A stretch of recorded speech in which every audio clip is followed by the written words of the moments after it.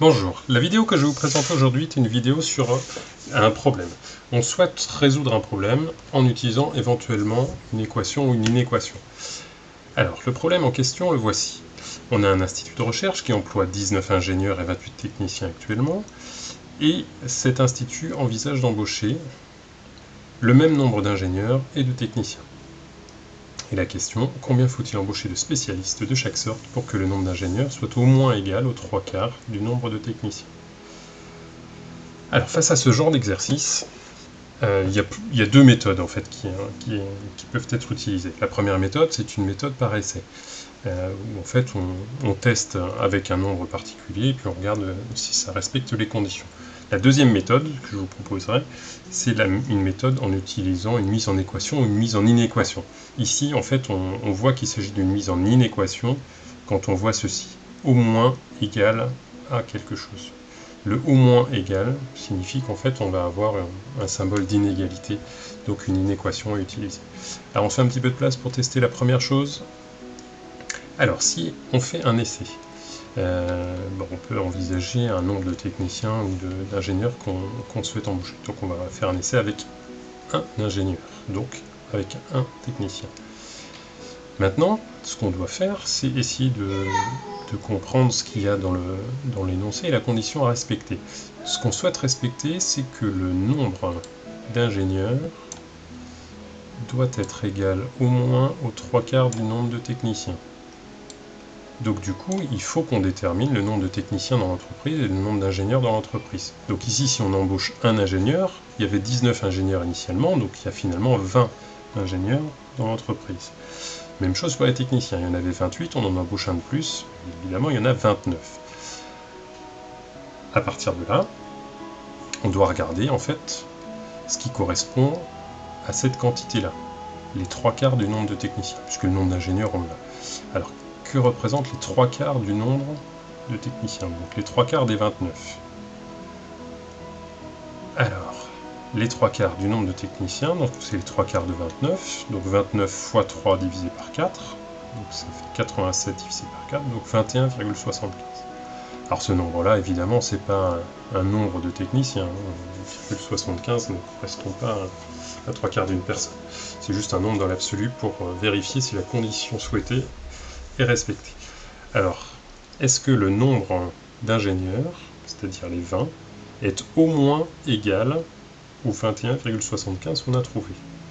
20, est-ce qu'il est plus grand que 21,75? La réponse est non. Donc la condition n'est pas respectée.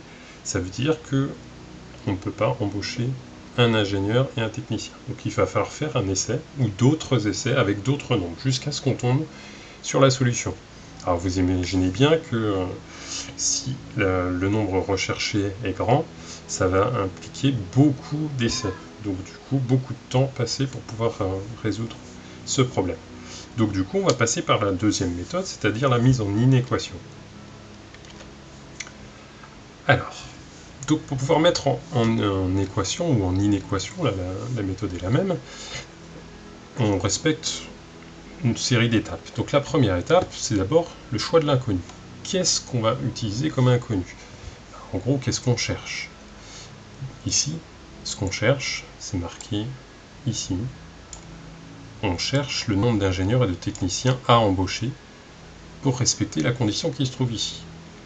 Donc du coup, on va assez naturellement noter petit n, alors parfois on note petit x, là, ça dépendra que du contexte.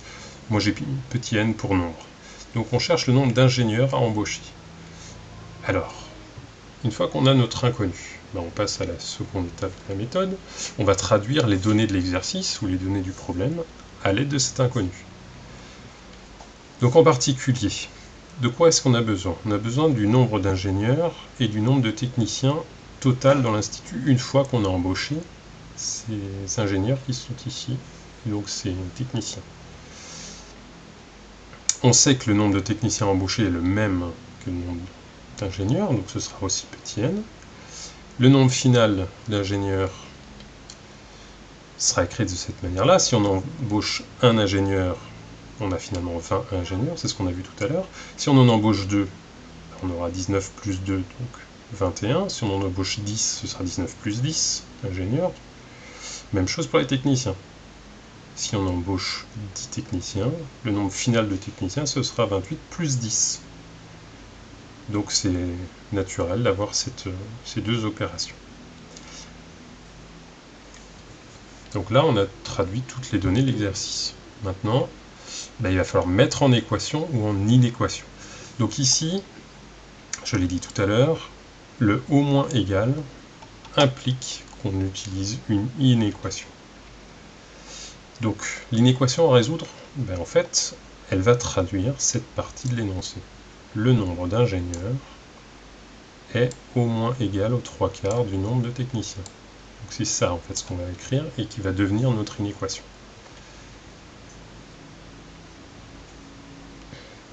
Donc du coup, on peut l'écrire en lettres. 19 plus n, donc en utilisant en fait le nombre d'ingénieurs, est au moins égal aux 3/4 de 28 plus n.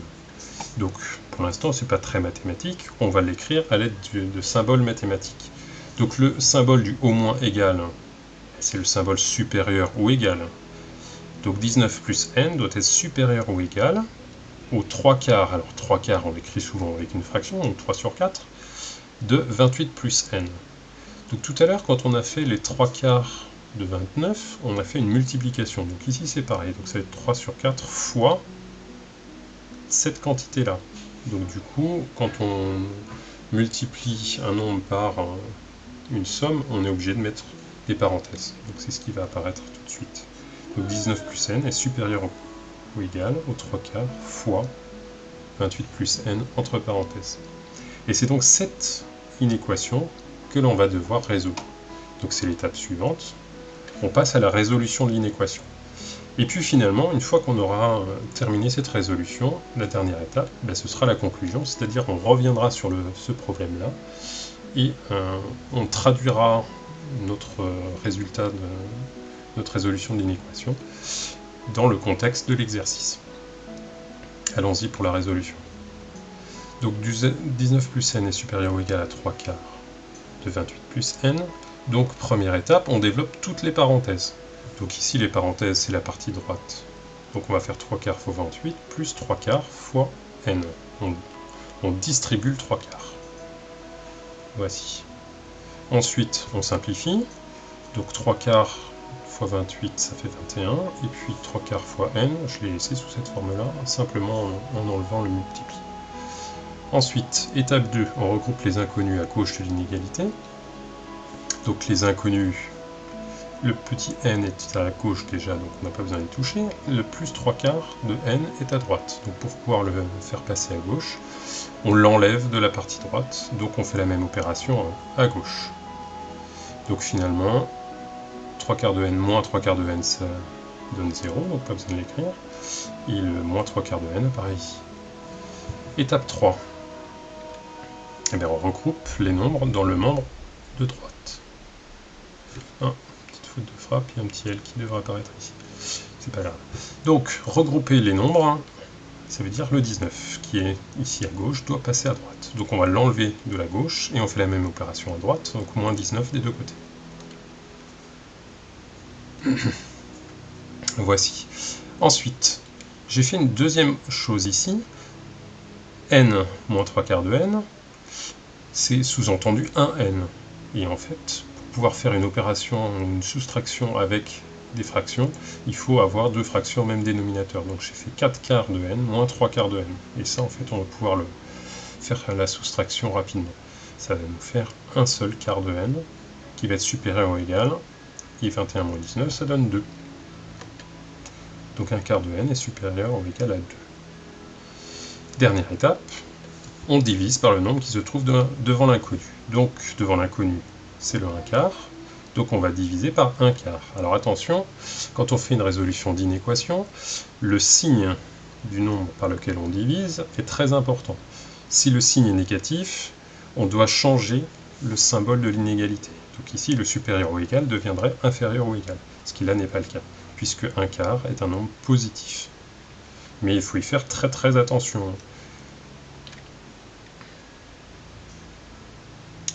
Donc concrètement, On divise par un quart des deux côtés.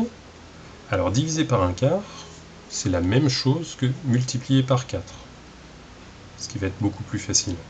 Ça, c'est ce que vous avez vu en quatrième. Diviser par une fraction, c'est la même chose que multiplier par l'inverse de la fraction. L'inverse d'un quart, c'est 4. Donc diviser par un quart, c'est la même chose que multiplier par 4. Et donc, des deux côtés, voici. Et donc finalement, 1 quart fois 4, ça s'élimine, donc il reste n sur la partie de gauche, va être supérieur ou égal à 2 fois 4, donc 8.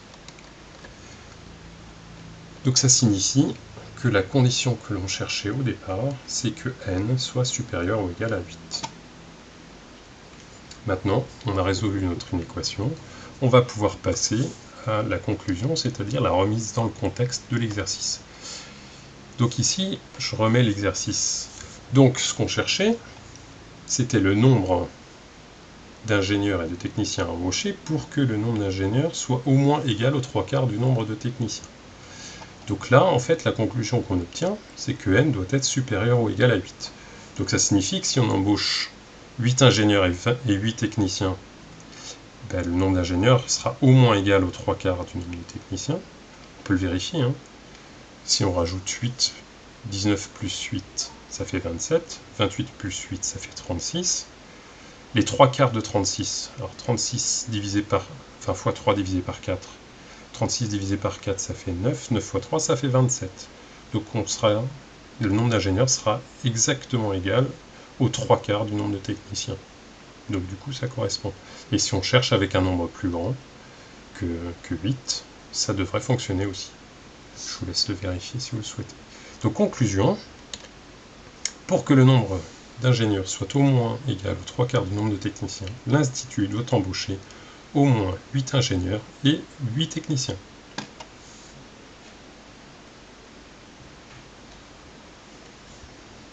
Et c'est la fin de cette vidéo.